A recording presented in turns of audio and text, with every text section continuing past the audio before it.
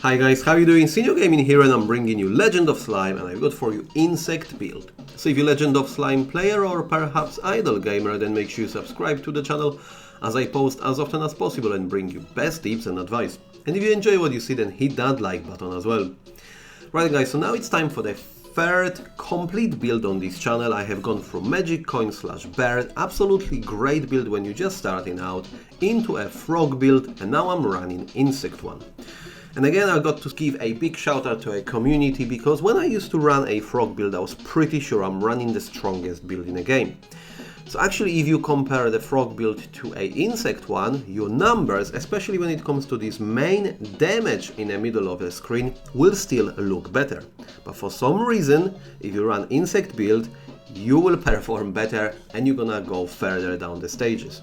So obviously that allowed me to do a further testing, comparisons, and I got to say, insect actually now it's my favorite one.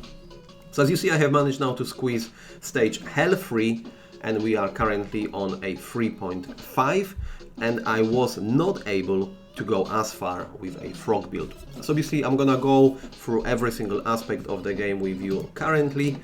So if you want, you can literally just copy everything I do, and that should take you further with a stages. Okay, so I'm gonna start obviously with the first one, and that's gonna be a slime itself. I'm still running Cobalus. I do not have any premium slimes in here.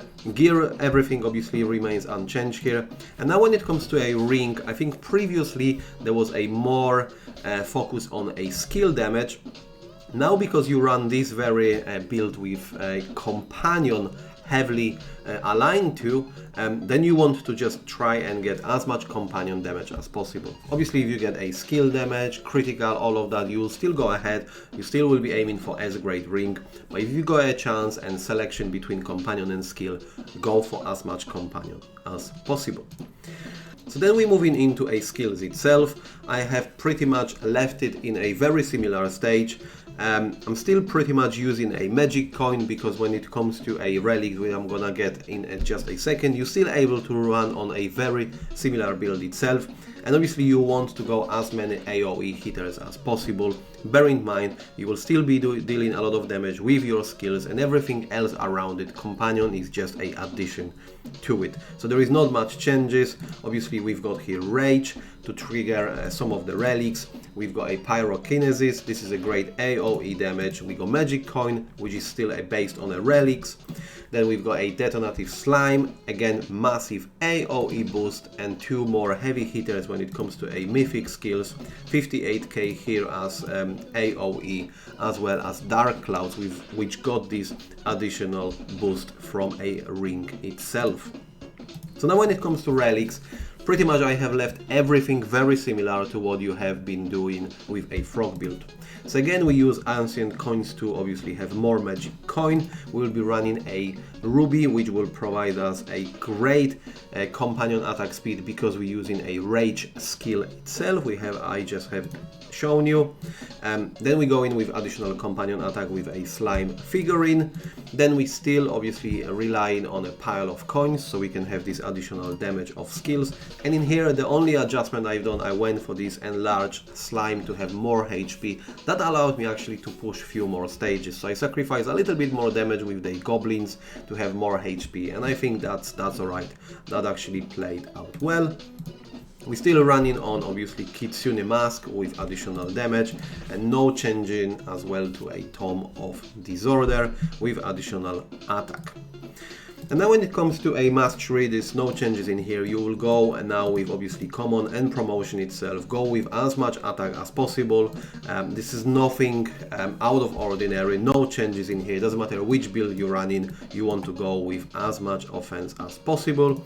With trades as well, I have not changed anything, and actually now I'm pretty happy with what I have rolled before, because as you see, I've got a free double S when it comes to a companion attack.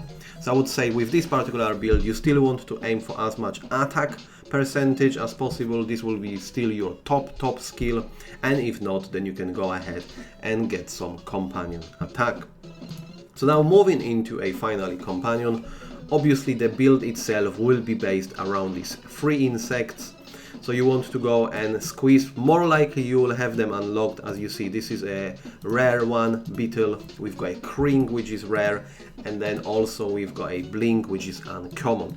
There is one more insect as well, but that obviously this is a Elder, which is exotic one, quite far from actually getting one. So you just want 3 for the sake of triggering bonus, which I'm gonna show you just in a second from a treasure itself. And then obviously I'm going for Spiky for additional attack, as well as I'm going for Comrade. So these are obviously a 2 100 level companions, which will boost this additional damage. And then finally, moving into a treasure itself, we've got a few changes in here. So we go in with a plush Lichen here for additional critical damage.